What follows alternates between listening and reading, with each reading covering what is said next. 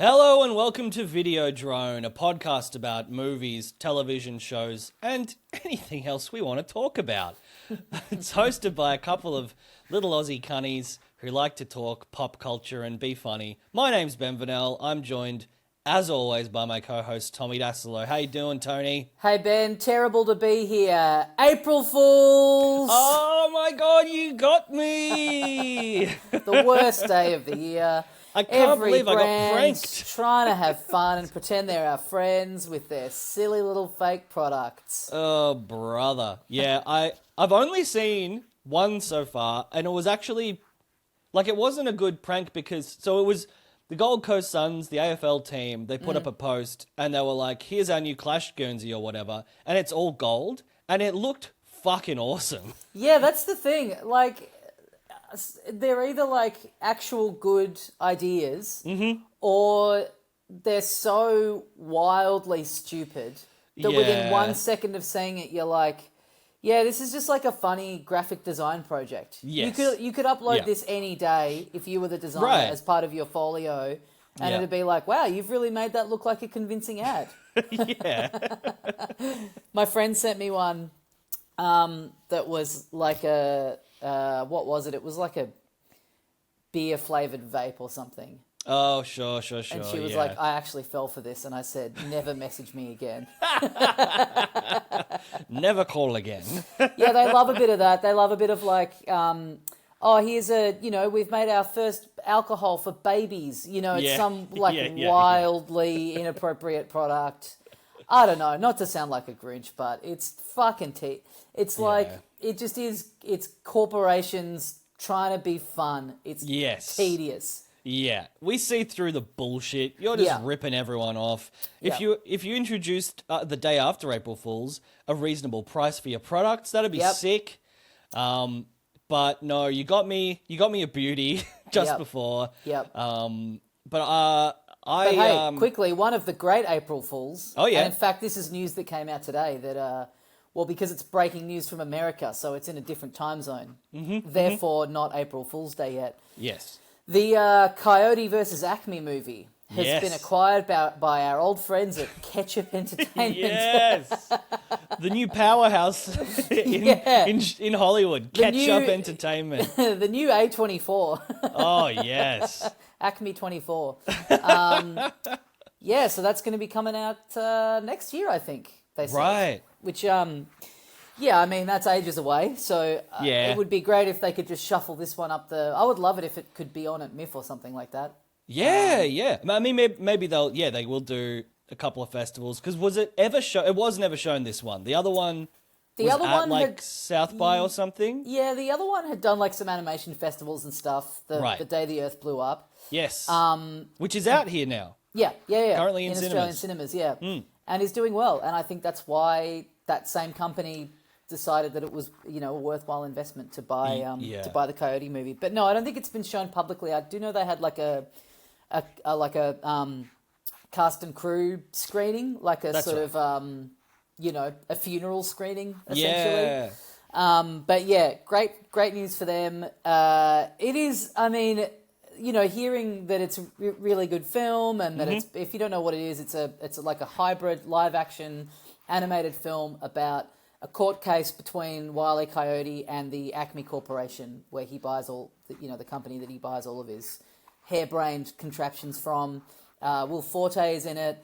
And so it's apparently this just very funny cartoon courtroom drama style film. There's now so much expectation on it.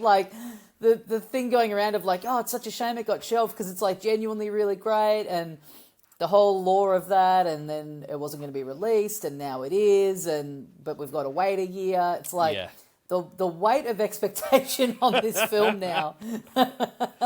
It better be Citizen Kane 2.0.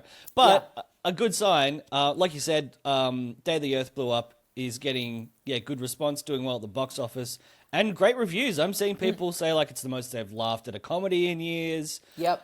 So I'm really pumped to see that. You haven't got around to that yet either, have you? No, I've seen it. I saw I don't mind saying this publicly, I torrented it a couple of months ago. Ooh, because weirdly, it was on, like it like got made and everything, and the Warner Brothers shelved it, and it was kind of in limbo for a while.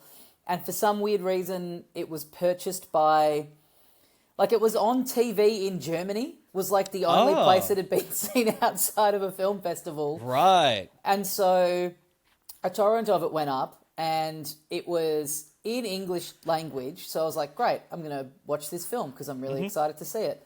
I will go see it in the cinema as well, by the way. But so it's all voiced in English. But then anytime there's like a close-up gag that's got text in it, it's in German. So like early on, you see them like marking something down on their calendar, and it's all like written in German. And I was like, I kind of forgot that that's the context of like the version of it that I was watching. I was like, yeah. Oh, I guess that's kind of a funny gag. Like they write all their day-to-day plans out in German.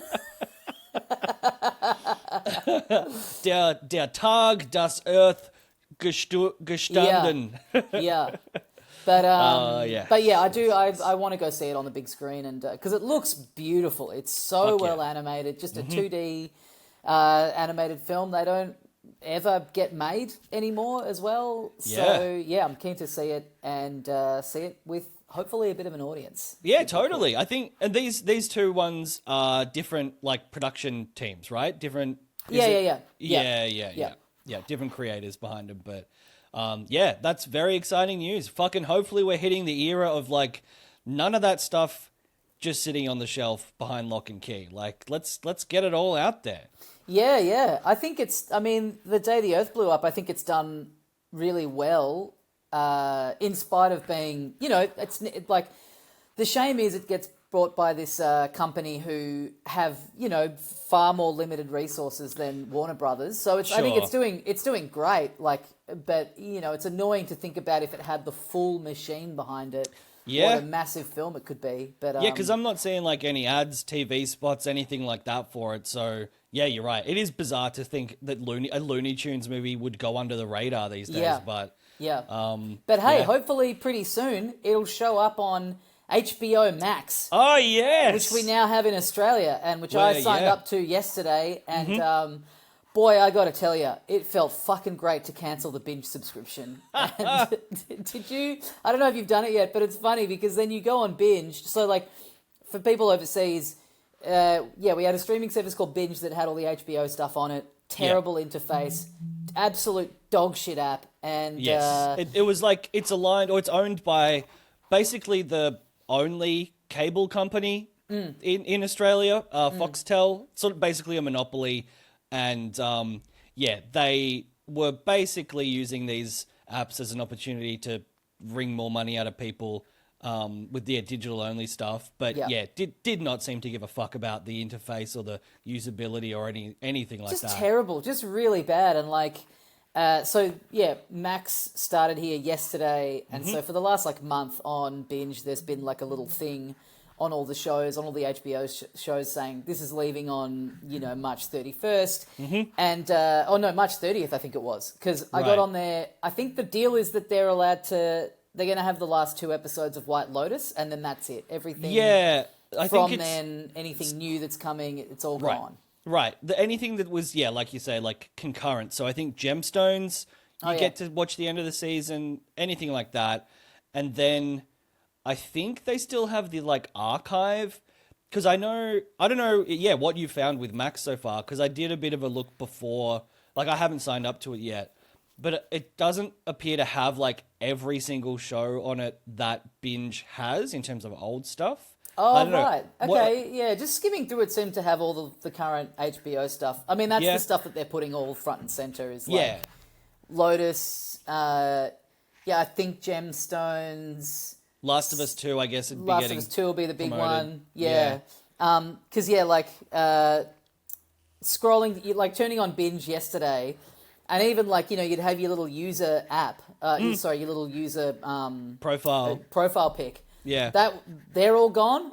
So so immediately it was like you turn on the app and there's like no cute little picture next to your name. It's like, wow, they have gutted this thing. Yeah. And, the office is empty. Yeah. Like it's all But you load up HBO, you load up Max, and you just get this beautiful selection of possible profile pictures from all of the different shows. You could pick a White Lotus character.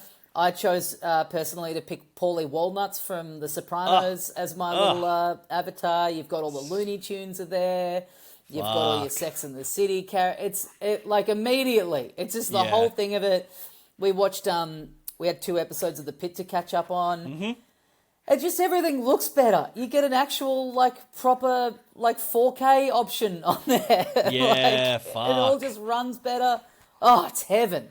Man, we're Bridget and I are like season 3 of Sopranos at the moment, and we got to dip back in. And for whatever reason, it came up in my reels, like, you know, my suggested stuff.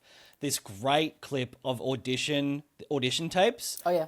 Of basically everyone who auditioned for like Big Pussy, everyone who auditioned for Tony, everyone who auditioned for Livia, the Christopher character as well. And man, there's some fucking... So the guy plays Artie Bucco, auditioned for Tony, and is like pretty fucking good. Like, I guess like the guy just has natural charisma. Like, there's a reason they were like, we got to get a part for you. Yeah, yeah. But yeah, just really, really got me gagging to get back into the Sopranos verse. Yeah, it comes up all the time, and I always say this. I got to go back in. But You got to go full rewatch. It's a big commitment. Someone was saying to me the other day, like, yeah, I've still never watched Sopranos, and I was like, I reckon you have to make your peace with the fact that it's not happening. If you didn't do it in lockdown, it's not happening.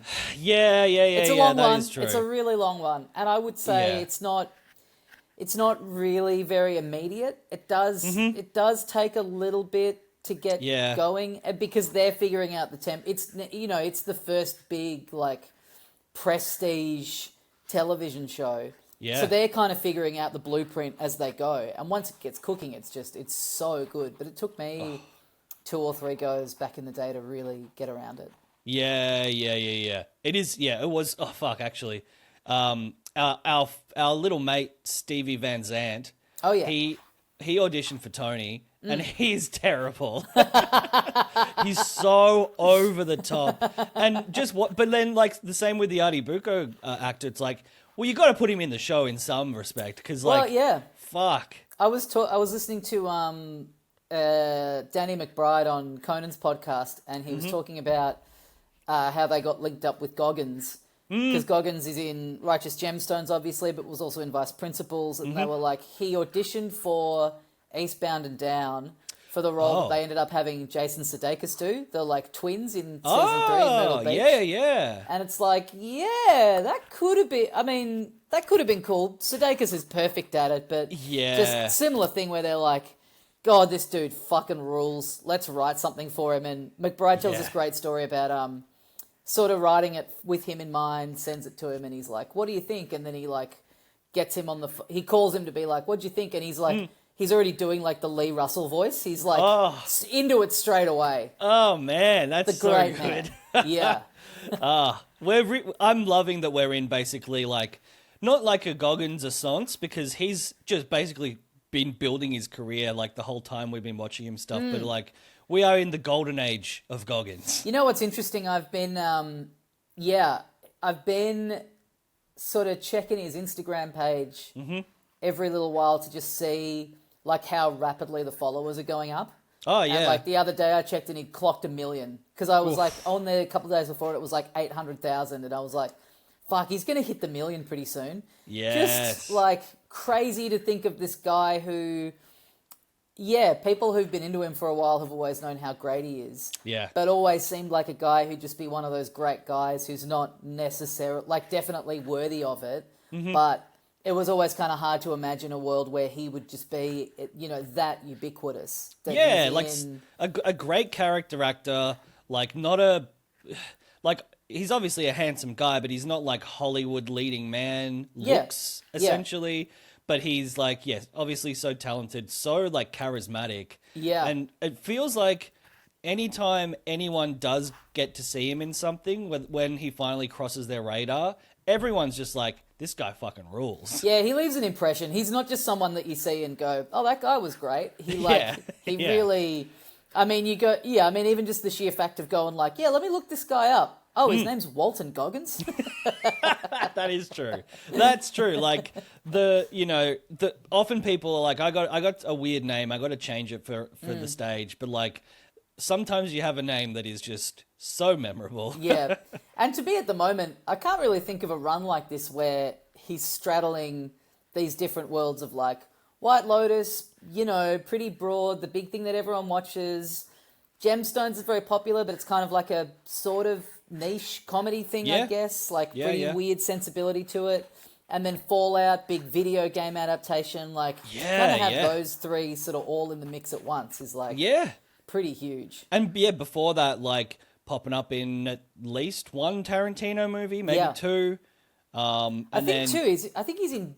Is he in Django? Because I think he might be. He's in Hateful Eight, but I think he was Django before that, maybe. Yeah, that sounds right. Yeah, that does sound right. And then, for the real heads, I mean, I've still got to go back and rewatch The Shield. I've only seen it once all the way through, but that as well, and Justified. I keep recommending Justified. He's a great villain in that. Folks, if you've never seen The Shield and you've been enjoying your Goggins, I mean, I do think that's still the peak Goggins. I don't think it gets much better than Shane Vendrell. Yeah. A truly Tony Sopranos-esque, morally grey antagonist / One of the greats that is just like red hot all the way through. Like a true, easy recommend. If you're in, you are going to be as in until the very end. Yeah. We'll get to Goggins a little bit later in the app, but I've been to the gosh darn movies. Ooh.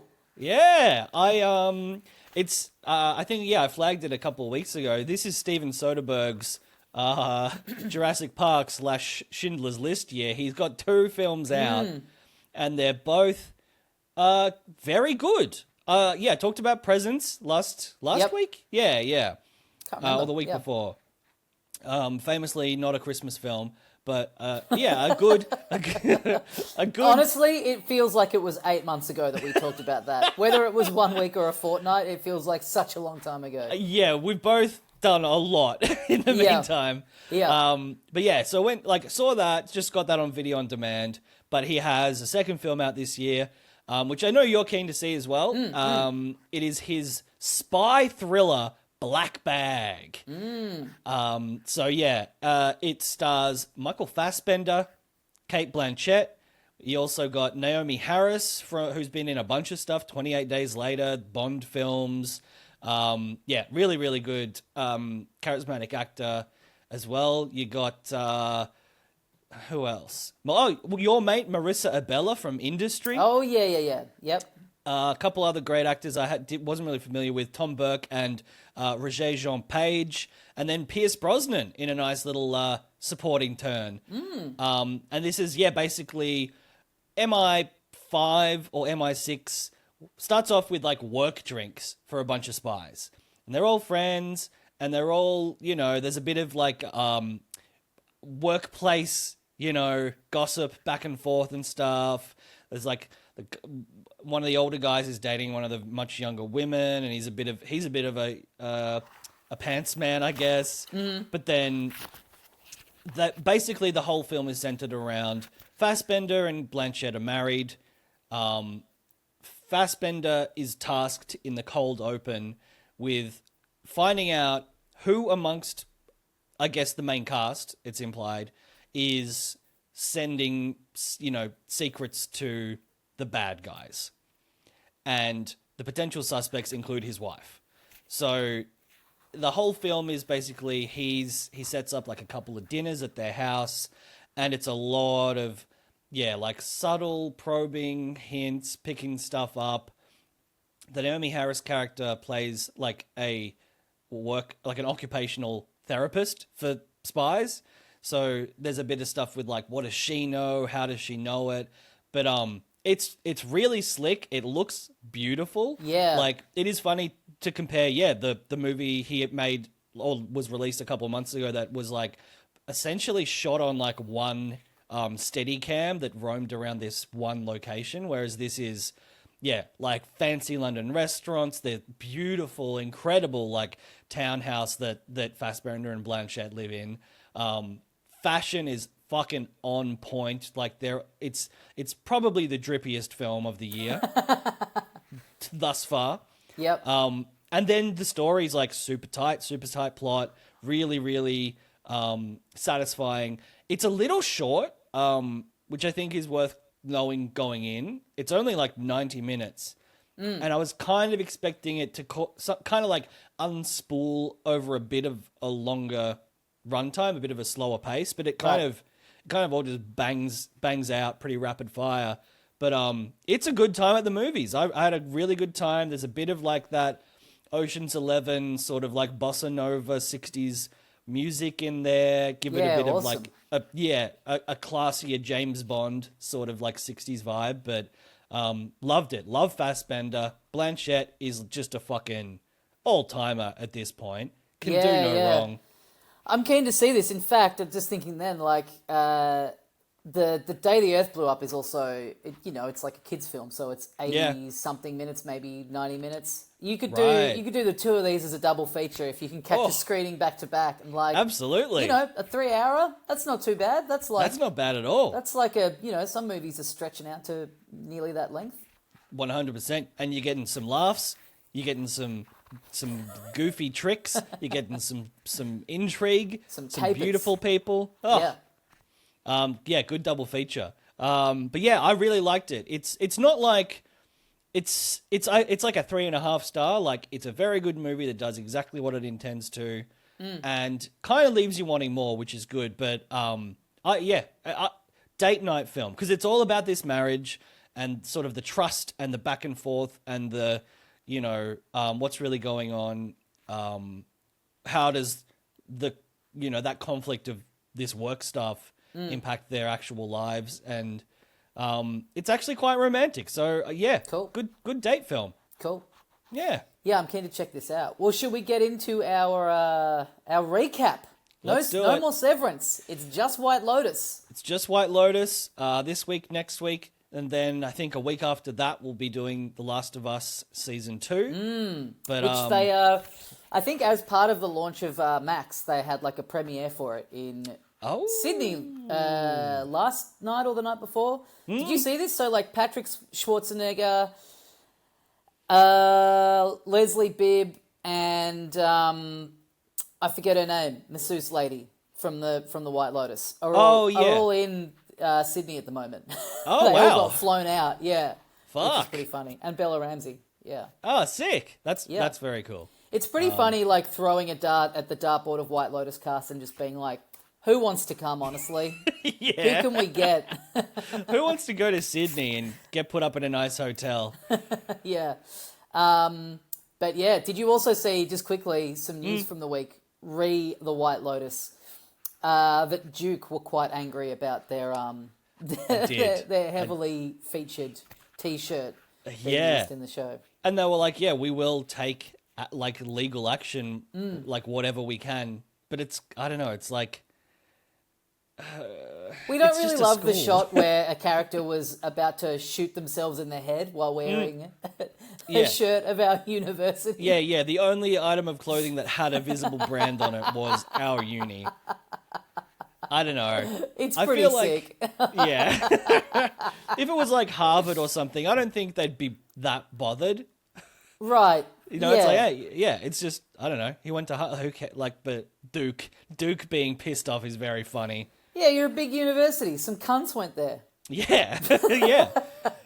It's worse that they didn't get annoyed just when the family were represented as being kind of dickheads and rude and classist. They could have had an issue from literally episode 1 when you meet them and it's like, no, you got to go to Duke. We all went to Duke. Yeah, and we're all fuckheads. Yeah, and we all want to fuck each other. Yeah. When the hand job appeared, maybe then be like, hey, I don't like the implication that if you graduate from this university, you are gonna be drawn to being jacked off by your little brother. If anything, them not bringing that up sort of implies that they condone it. Yeah, that bit's fine with them. Yeah. We get a lot of we had some fallout last week from the whole boys hookup, but Man, this episode 7, Killer Instincts. Yep. Should we go through? Everyone is kind of a bit more splintered this week, but I really liked and am kind of concerned by Saxon's arc. Yeah. He's basically still really rocked by this. He's not feeling good, and it starts to eat away at like his personal identity. Yeah. So he is... Where's he at the start of the episode? He's heading off to this party at Gary's place. Yeah, I think him and Mum and Dad are still at the hotel room, and so he's like, yeah, because Victoria does not really want to go at this point. Well, She's this like, is "Oh, what it's I the found bad this funny. people." Yeah, she's like, so where is this party again? And he mentions whose place it's at. And she's like, oh, the boat people. But she's all ready to go. Like, she's gotten dressed and ready for the party without even knowing what it is. Well, she doesn't know what country she's in, to be Yeah, fair. true. So she's completely oblivious to everything. Tim's completely out of it. He's just rocking back and forth, Popping the swaying pills. around, popping the pills. Yeah. And so they all head up together. I think, it's just before they head off that Saxon is like... Or, no, it's during the party, actually, sorry. But, yeah, they all head off to the party. Parker Posey very much against her own will. Yep. Chloe welcomes him in. And then, I think Tim ends up chatting to Gary. Mm-hmm. And he's fucking totally out of it, like you said. He just looks unwell. He's clearly just, like, riding high off the Lorazzi's. Yep. Kind of mentions the monk experience to Gary, who doesn't really seem to give a fuck about Tim or what he's saying. Yep. And then, Saxon comes over and takes Tim aside and is like, is everything okay with you? Yeah, which again, it's that funny TV thing of like, what? You wouldn't be asking this. It's like everything's clearly not okay. Like he's not doing a good job of, masking this at all. No, you're right. In real life, he would be going over to his mum and being like, I think you should take Dad home and maybe back to America, because he is like spiraling for some reason. But basically, it's an opportunity for Saxon to make very clear to us and to his dad, like, all I have as my personality is work and working for you. That's what I've built my entire life around. My future is tied to you. Like, and again, Parker Posey's character has said it too. And I've been fine with this being like very overt. Like, sure, yeah.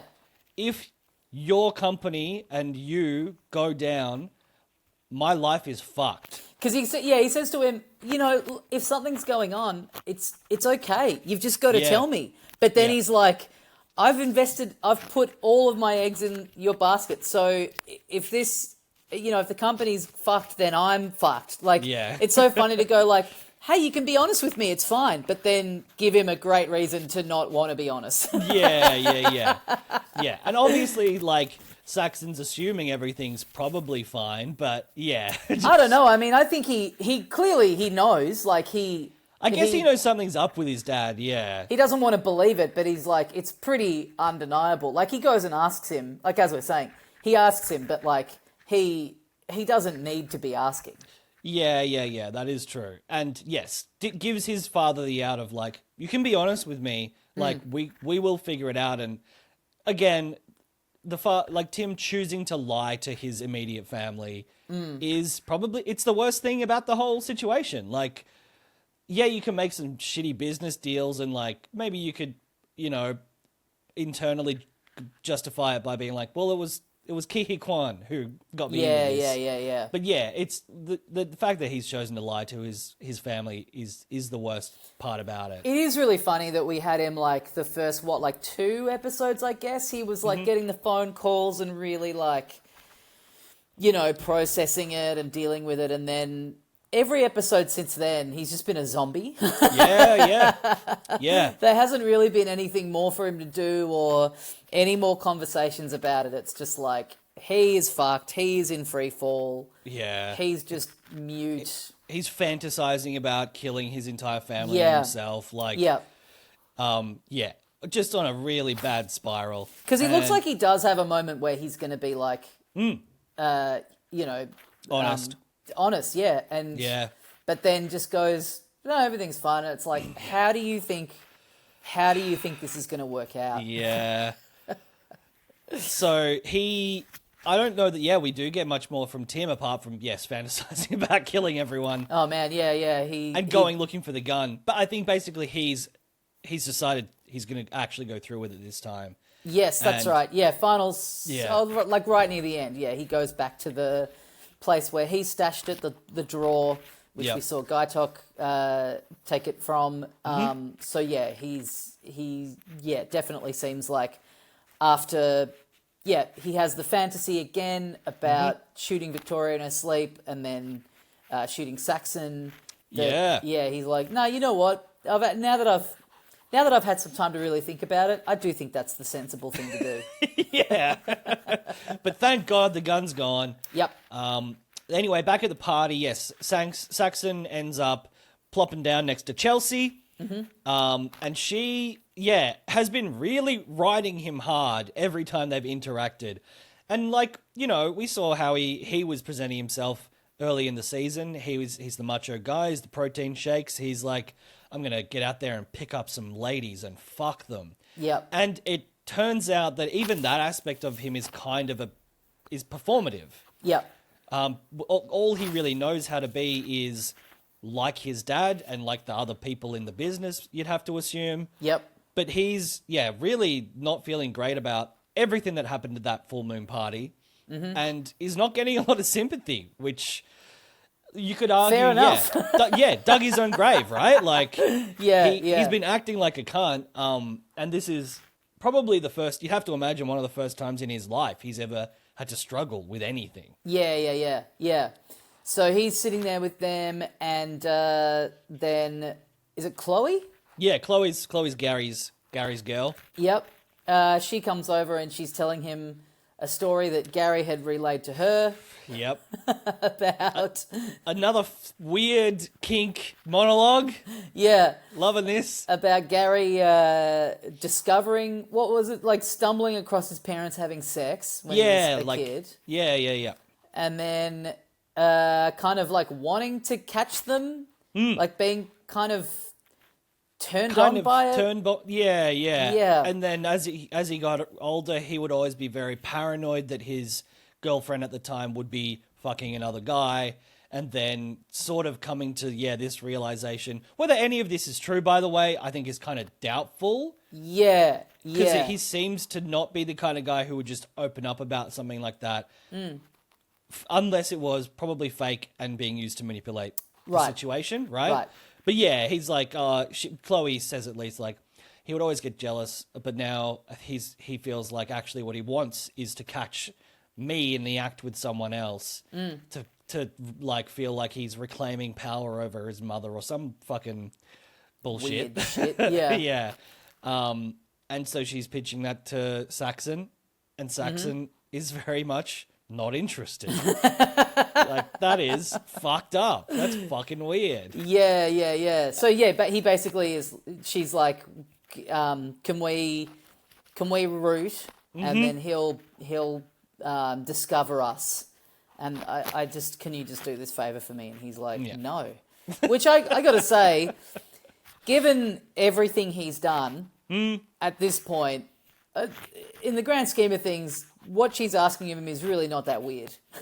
Yeah. No, totally, yes. It is weird for him to turn his nose up at that when it's like, I don't know, just have sex with her, and then he comes in the room and then you just leave. Yeah. But I guess, Sorry you're not related to him.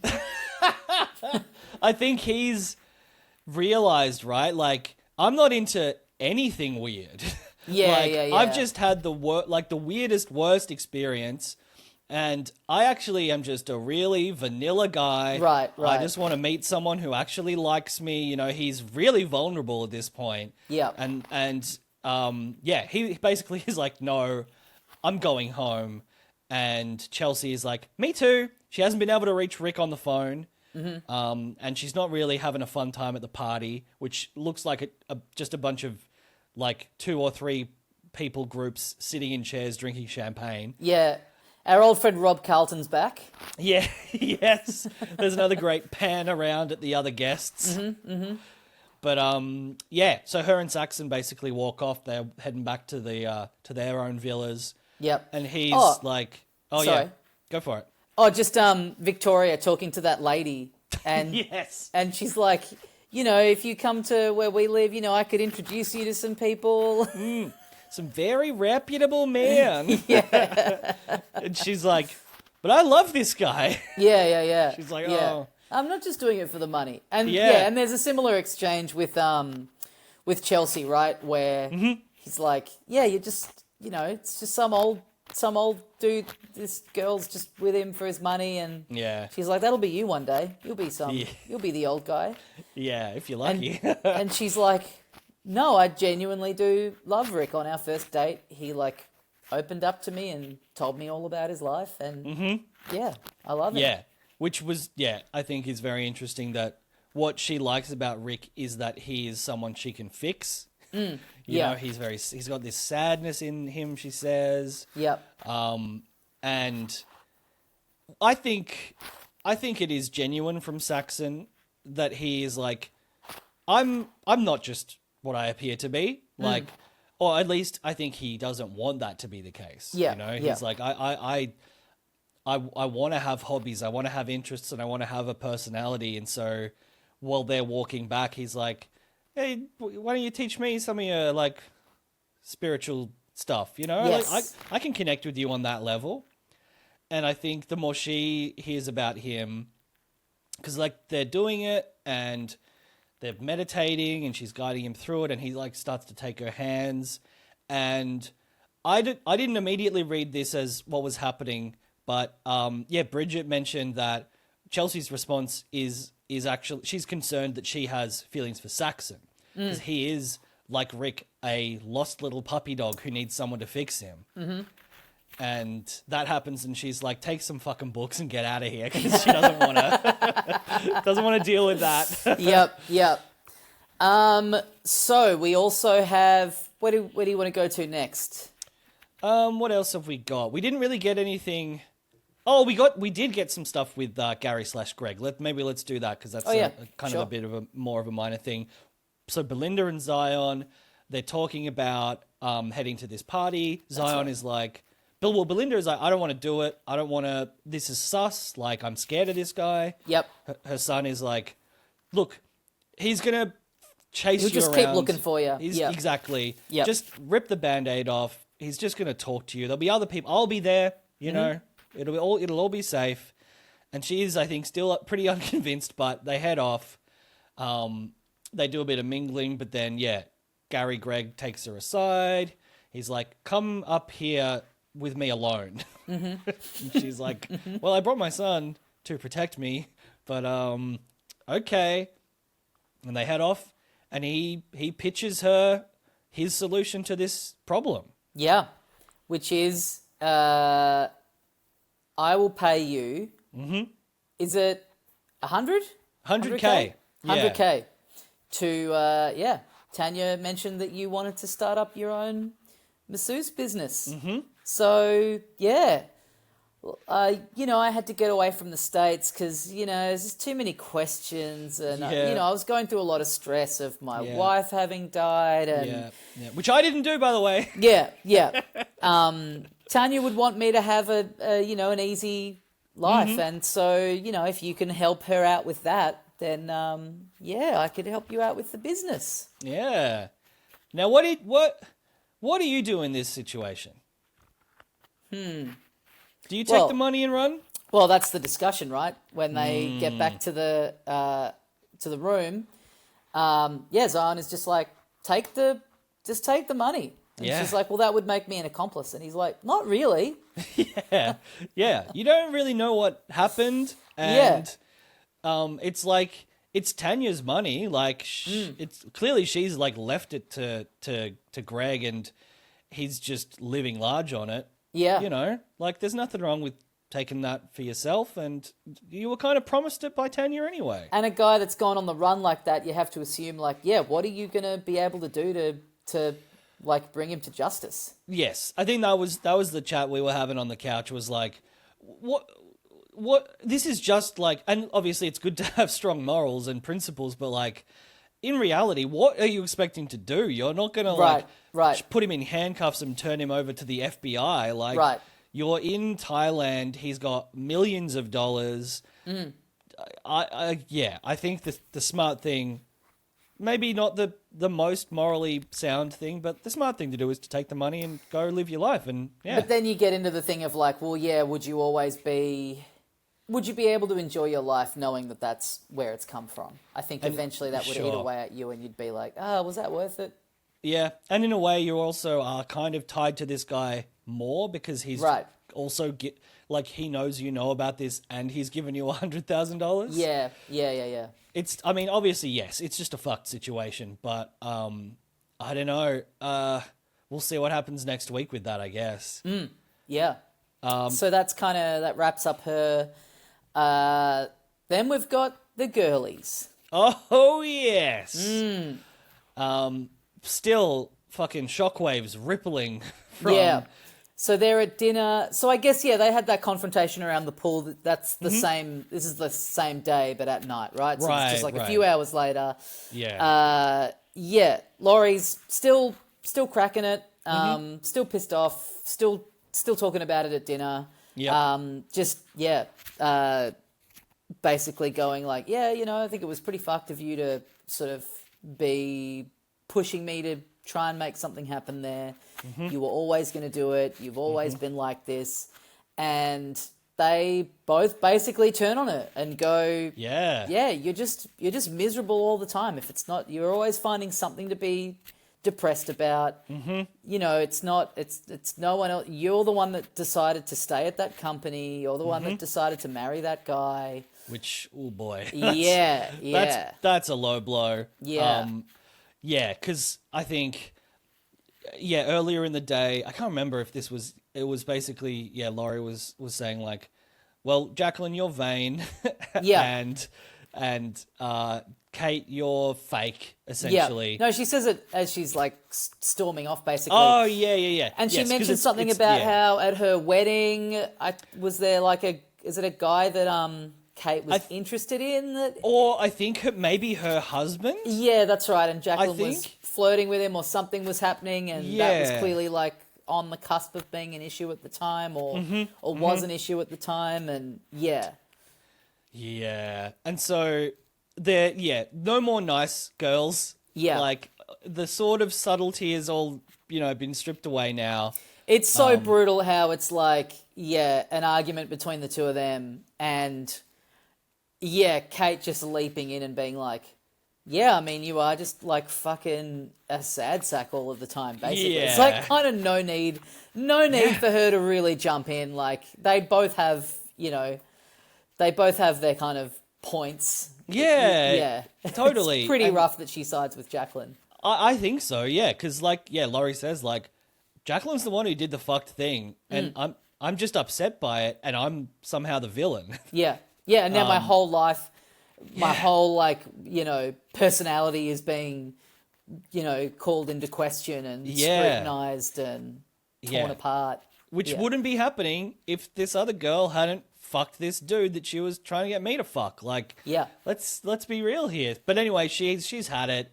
She goes to see the Muay Thai by herself. Yep. Which was I was a little worried for her, I gotta say. Yeah. But she heads there. She does she meet up with or just she meets up with the Russian dudes, right? Because they'd invited them, right? So it was always like maybe a loose plan that they would go. That's right.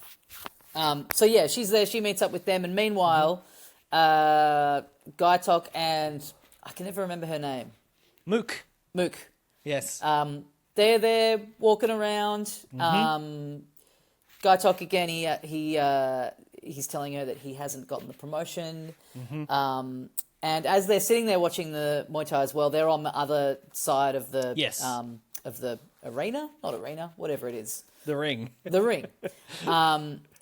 And he's looking at the Russian guys, and all of a sudden he's like, I think these are the cunnies that robbed the that robbed the boutique. Yeah, which initially I was like, hey, profiling, Gaitok, come on. But Vlad is like 6'5" and bald with blonde eyebrows. So Yep. I think that's fair enough. Yes, because before they get to the ring, when Gaitok and Mook are just having dinner, he's very much like, well, I didn't like that experience where, you know, the guys attacked me and I got that, you know, cut on the head, which was so impressive to Mook. You know, I'm a Buddhist. I condemn violence. I do not want to hurt other people.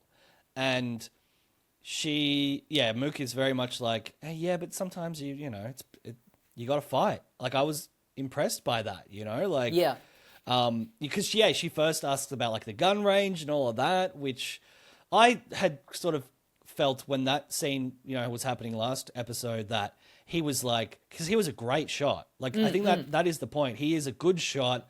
Like, he's capable in that way, but he doesn't like it. He thinks that, it completely goes against his morals. Yeah. And as the fight is going on, Mook is, very much being like, see, fighting is natural. Fighting is a part of the human experience. You have to be violent sometime. And I got the picture from him that he was getting very turned off by this. Like, he's like, oh, actually yes, she's beautiful, but I kind of just fully disagree with her on a ethical level. Yeah, it seems pretty unhealthy, the things that she's, pushing me towards. Yeah, but yes, you're right. He spots who he correctly believes to be the robbers. And yeah, I assume a confrontation is coming up next week. Yeah. He's certain that it was them. Yeah. But meanwhile, Laurie, she's canoodling, and then she be rootin'. Yeah, the other guy, Alexei, who had the fight with his girlfriend last week. Yep. She goes home with him. They have a nice little root. Yep. Bit of pillow talk and this happens to me all the time. You know, I'll shag a bird and then I'll be like, my mum's sick. Can you give me $10,000? Yeah. And she's like, and then he's like, have you got like, you know, Pay ID or Cash App or whatever? Yeah. Really, really putting the hard word on, and she's like, oh no. No. This guy's a scammer. This guy's a robber. Then there's a knock on the door, and it's the girlfriend. She comes in. Laurie, as she's sort of scuttling out of the room, she sees all the stuff that they stole from the boutique. Yes. Kind of like climbs out the window and kind of hangs there for a weird amount of time, where then the girl comes in and finds her, and she like drops, but it's not that big of a drop. Like, kind of looks like she's like, oh, I can't jump out here. It's like 5 stories high. Totally. It's like, no, it's 1.5 meters. Yeah. You're all right. But gets out of there with all her stuff, and now knows that has seen that the evidence that these are the guys crooks that robbed at the store. Yeah. We also have Piper and Lachlan. Yeah. Not a heap goes on here, but they're staying at the monastery. They're listening to the monk doing a bit of talking. Mm-hmm. And they have dinner. Lockie's not super into it. I guess they've taken a vow of silence in the communal areas, right? Because they're not talking at all. I guess, yeah. And because Piper sees the other woman there, and they just kind of smile at each other. Mm-hmm. And then I think pretty much the next scene we get is Piper sort of lying in the, you know, kind of dingy, cobwebby, you know, leaky bedroom of the place. Mm-hmm. Looking a bit unsure of herself.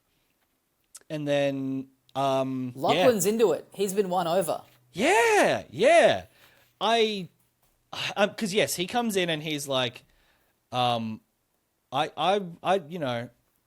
resonate with what the monk was saying. Like, I do have like a dark side that I don't want to give into, that I want to overcome.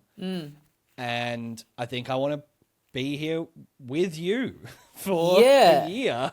This is such a weird exchange. Yeah. Because he's really like, we know what's happened with him the night before. Mm-hmm.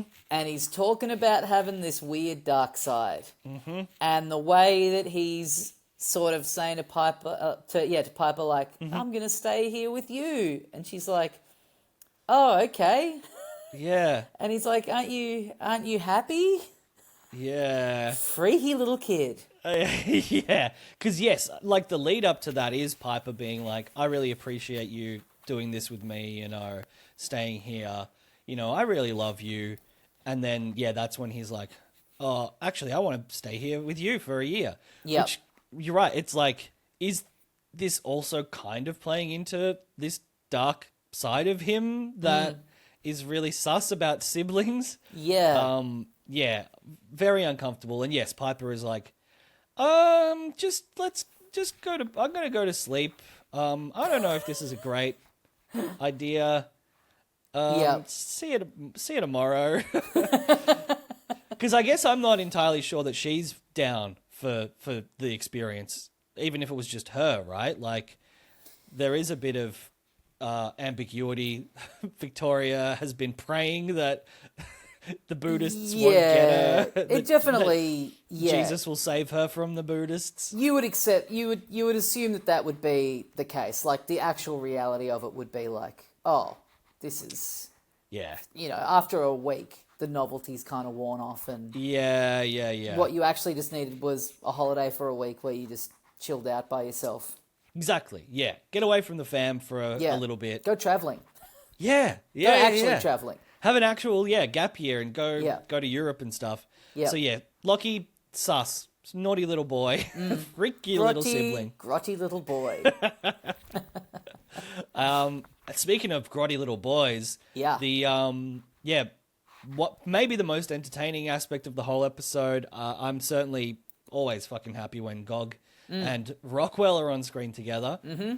But it picks up immediately from where it left off last time. They get off the boat and they head in to meet Sritala. Yep. And the guy. Yeah. The man who robbed Goggins of his childhood.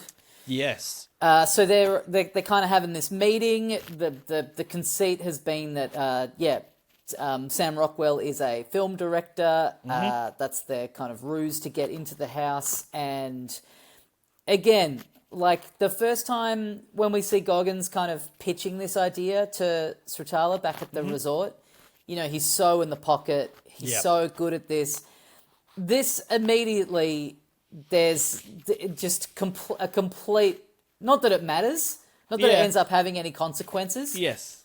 But just a disaster. They have not really cooked up an adequate story at all. No. He's getting his name wrong. She's just asking him, like, what movies of mine have you seen? He can't answer. He can't really answer anything about what the movie he's working on is. Yep. He immediately switches from herbal tea to whiskeys, which, it's kind of like, oh, okay, you're sucking at this because you're not the guy you used to be. Yeah, and that was a bad guy, so, And he's bungling it, but Gog doesn't really seem to care. He's just, his eyes are on the, because for him it's like, well, we're in the house now. It doesn't matter. Yeah. You can have your fun with Sritala. You can watch her weird music video. Yeah.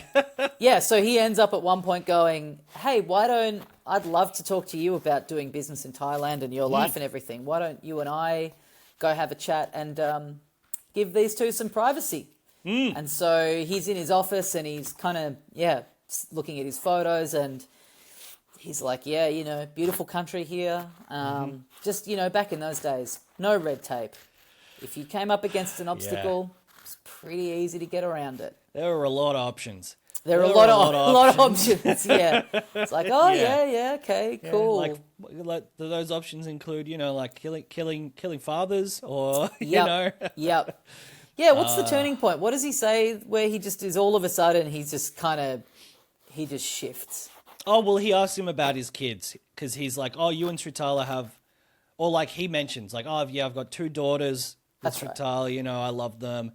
I've tried to give them a really nice life here. And Goggins is like, yeah, I bet they did have a really nice life, because if you had a bad childhood, that would like totally fucking ruin your entire life. Like, don't you agree? Like, ruining someone's childhood would basically ruin their lives. Yep. And he's like, I don't really follow where you're going here. Yeah. Pulls And the gun on him. Yep. Is like, mentions his mum's name. Yeah. And, this is the brutal thing. No recognition from this guy. Doesn't know who he's talking about. And he's like, well, you may have forgotten her name, but you're sure as fuck gonna remember me. Mm-hmm. And doesn't shoot him. Goes to bash him. Yeah. Doesn't even do that. Yeah, just pushes him over. And then is like, yeah, we got to go. Like, flees the scene. And it's just so funny that for this whole build-up and for getting a gun and everything, he's like, yeah, I got my revenge. When he sort of did nothing. He just told him that it happened. Yeah, and was like, hey, you made me feel bad. He didn't get any reasoning from him. He didn't get any kind of memory from the guy. Yeah. For him to find any satisfaction in this is just like... it is... Because I thought that the old guy, from the start, even when that was all four of them together, he was really eyeing off Goggins. Maybe he was just suspicious of what he was there for, but I thought he was very interested in Goggins. And then I think that there is a flash of recognition maybe at the mum's name, but he doesn't say anything about it. No, I think he's just like, wait, Gloria something? And Goggins is like, you don't even remember her, which I kind of took more as like, wait, so this woman in this place at this time, like the old guy's maybe trying to put things together? Well, yeah. Because I thought he also looked a lot like Goggins. They have the same giant ears. Sure, the same accent. Yeah. I thought there was, and there may still be more to come with that character. Yeah, I hadn't thought of that, but yeah, You're good right. point. It was kind of anticlimactic for, like you said, like it's such a long build-up. It's such a key part of this guy's character. And also part of his character may well be ignoring the trauma that has, happened to him and just going to a strip club and getting drunk as fuck. Yeah, because then they're like, after they're off the boat, when they're in the street, he gets rid of the gun and he's like, and yeah, Sam Rockwell's like, so, do you feel like you got some closure? And he's like, yeah. It's like, he didn't get any closure. He didn't get any answers. He literally, he spoke at the guy for about a minute. The guy said nothing back to him. Yep. And he's just basically going like, yeah, as this frail old man, I just couldn't, I couldn't even bring myself to hit him. But it's like, in the moment, it doesn't look like he has any mercy for the guy. It looks like he is just like sort of overwhelmed and doesn't know what to do. Like he just sort of is like, I don't have it in me to shoot this guy.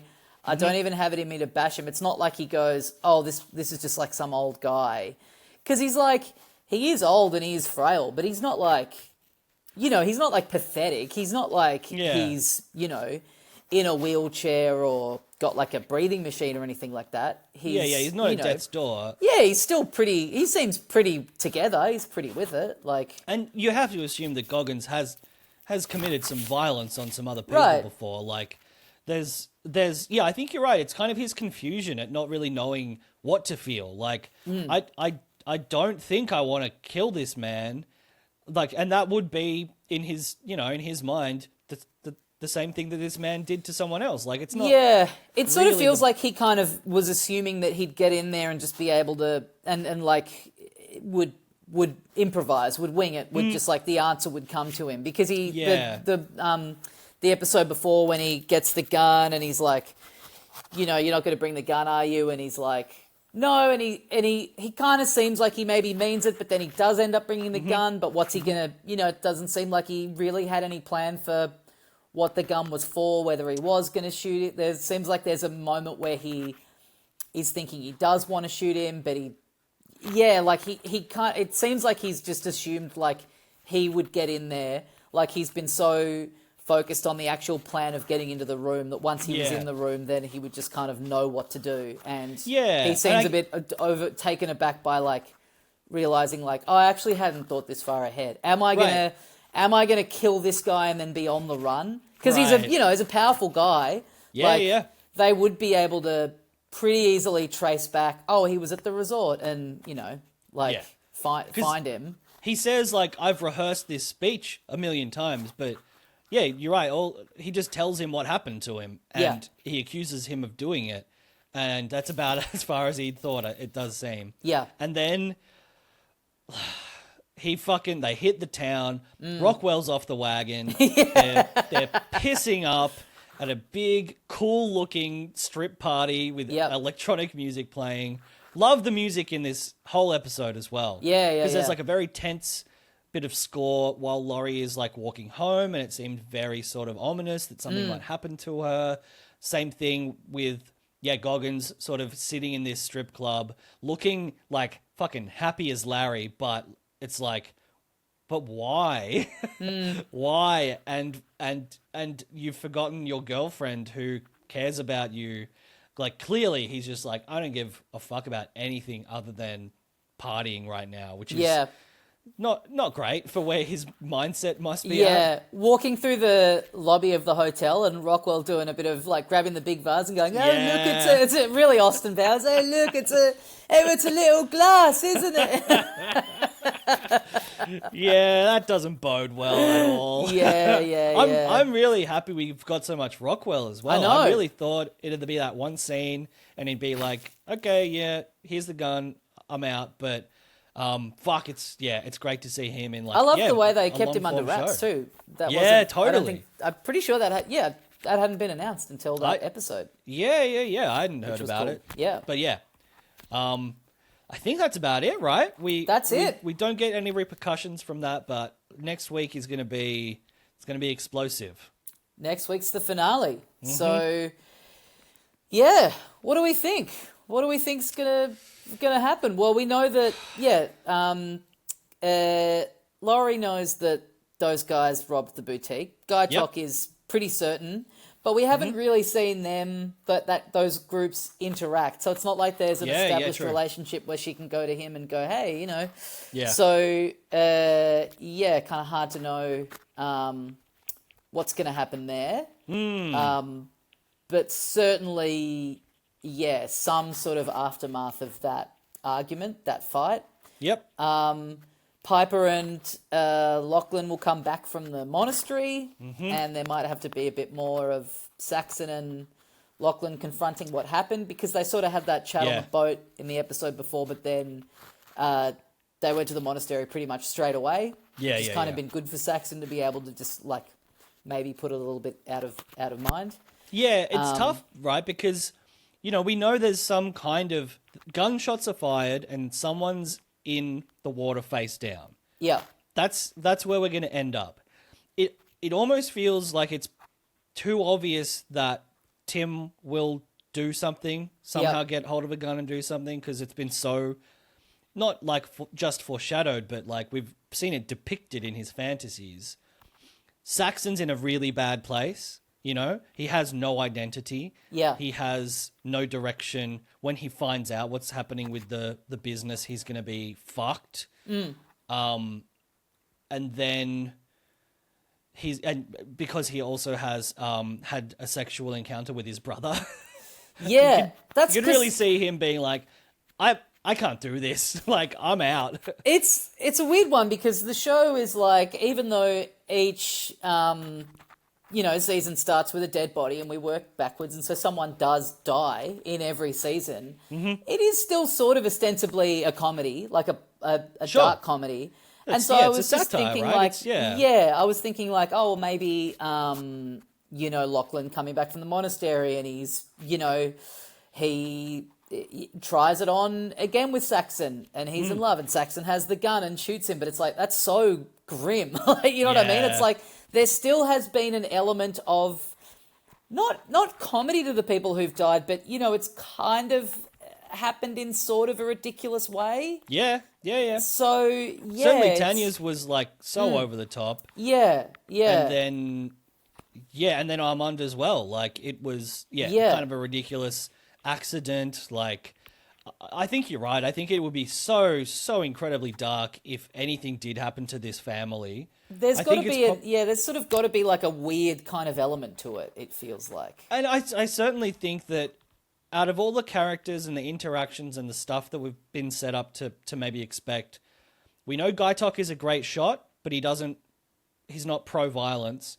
We know that he and Laurie know that these guys are criminals. I think it's more likely that those Russian dudes get exposed and they are defensive, and Gaitok has to shoot them because they're threatening someone. And because, it's like that's going to be an action-packed ending to the season. Yep. Gaitok presumably will feel shitty about it, but it's self-defense, which also has been like, flagged. Like, I think, Mook even says, like, even in self-defense, like, violence can be okay. I kind of feel like, maybe maybe what you're saying, like a confrontation there, but is it potentially someone else getting caught in the crossfire? Maybe it is. Maybe it's like Tim, being shot by accident, and then there's that sort of release of him being like, oh, I haven't had to, account for my crimes. Yes. I wanted out anyway, and now I don't have to, have also like the shame of having done that. I die a tragic hero. Exactly, right? If the one thing he has been failing to do the whole season is protect his family. Yeah. If he's able to do that in that moment, then you're right. It's like that is and he's sort of come to terms with accepting death and returning to like, the universe's life force. Like, maybe or that is there something in like Gary putting out the idea of this money and somehow, because I do think that it's kind of hard to know how they would want to play it in terms of the thread of like Tanya being across season 1 and 2 and now Gary being across all the 3 seasons. So it's like, do they want to keep some form of that thread alive for another season potentially, or do they want to sort of resolve that and have someone new be the link? It's it's sort of hard to know. Yeah, I could see a lot of things. You're right. Like, it could be Gary bringing a bag full of $100,000 in cash to the resort. Russian guys see it, they shoot and kill him. Yeah. Then there's a standoff. Like, there could be a lot of different things that could happen. It kind of feels like Rick is, I guess he does. He probably will end up back at the resort, right, for the start of the next episode, you'd think. But he also, because then Chelsea is there and she could be, she's mentioned so many times that, bad luck comes in threes and she's worried. But then I also do think we'll get more closure with Rick and the old guy. I think so. Yeah, I'd be surprised if that was just left dangling. Yeah, I agree. It feels like they're going to be doing their thing in Bangkok. But, man, I can't wait to find out. Man, it's been a great season. I've loved all of the performances. It's like such perfect casting. I really love the music this season as well. Yeah. I think it's been used so well. It's been like there have been, the club scenes. I've been like, I've got to turn up the volume because this is a banger. Like, the little, I've been a fan of the new theme from the first episode, but the way they've been like kind of threading through the little sort of like the motif vocal from that into the little bits of score during the episodes. Because again, like I think we remarked on this in episode 1, there wasn't really any score. It was all like Thai music. Yes. And it sort of seemed like that was a thing that was done early on to sort of differentiate it, like, show us that there was going to be a bit of a different pace to this one, bit of a different feel to it, and then sort of slowly threading that in across the season, I thought has worked really well. Yeah, and yes, a very ominous and mysterious version of that sort of motif. Really good shit. I'm pumped to see the finale. Anything could happen at this point. I don't feel like there's some kind of obvious resolution. Yeah, like I feel like even with season 2, it was like, well, Tanya's going on this boat with these like guys who are definitely evil and have a gun. Like, yeah, you're right. It was definitely pretty. Yeah, there was a lot more of a dodgy sort of situation in the mix. Yeah, and not necessarily telegraphed, but I do feel like before that the finale of last season, we were like, yeah, she's probably going to go on the boat and get in a fucking really bad situation and maybe die. So, yeah. Yeah. Well, can't wait to find out. Thank you Yeah. for listening, everyone. And Yeah. we'll see you next week. Bye.